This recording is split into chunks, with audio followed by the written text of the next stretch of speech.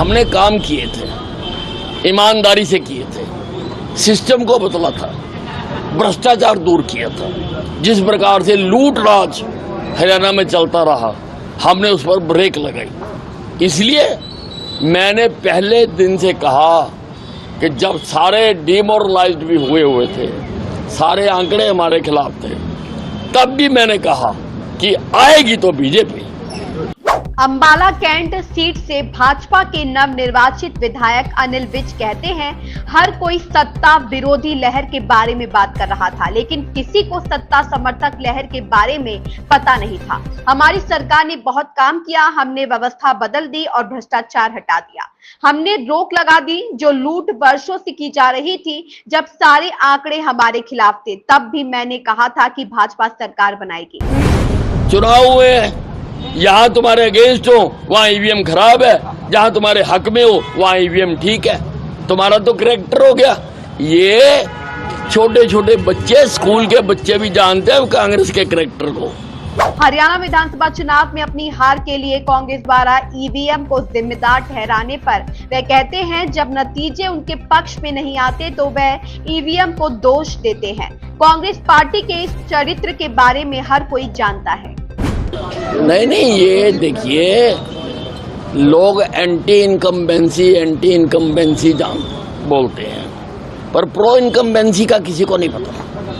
हमारी pro incumbency थी, हमने काम किए थे, ईमानदारी से किए थे, सिस्टम को बदला था, भ्रष्टाचार दूर किया था।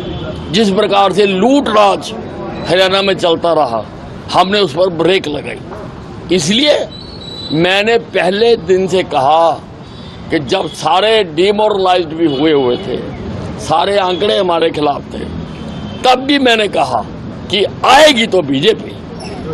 खड़गे ने कहा है कि भाजपा की जन विरोधी नीतियों के खिलाफ जम्मू कश्मीर की जनता ने जनादेश दिया है और हरियाणा के चुनाव अप्रत्याशित है।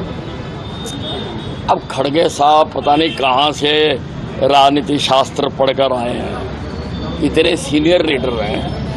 जनता के फैसले को सिर माथे लगाना चाहिए, लोकतंत्र का यही तकाजा है।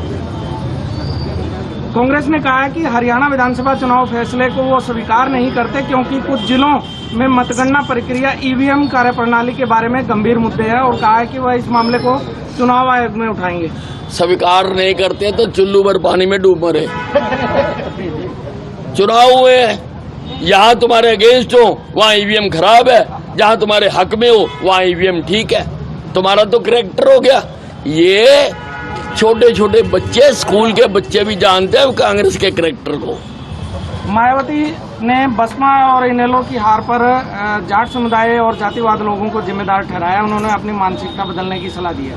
ना मैं जातिवादी राजनीति करता हूँ, ना मैं जातिवादी राजनीति पर कोई प्रतिक्रिया देता हूँ। हरियाणा में आप पार्टी के 87 प्रत्याशियों की जमानत जब्त होगी, एक प्रत्याशी जमानत बचा पाया। देखिए, आप मेरे पुराने बयान निकाल कर देखो, मैंने बार बार कहा है कि ये जो आम आदमी पार्टी है, इसका नाम बदलकर अब जमानत जब्त पार्टी हो चुका है। ये जमानत जब्त पार्टी है। पूर्व डिप्टी सीएम दुष्यंत चौटाला की पार्टी का खाता भी नहीं खुला और 15% वोट बैंक से घटकर 1% पर आ गया। ये तो अपनी अपनी भरनी है, इसमें तो कोई कुछ नहीं कर सकता। बने रहिए हमारे साथ, हमारे चैनल को लाइक करें, सब्सक्राइब करें, बेल आइकन दबाकर कमेंट बॉक्स में कमेंट करना ना भूलें। धन्यवाद।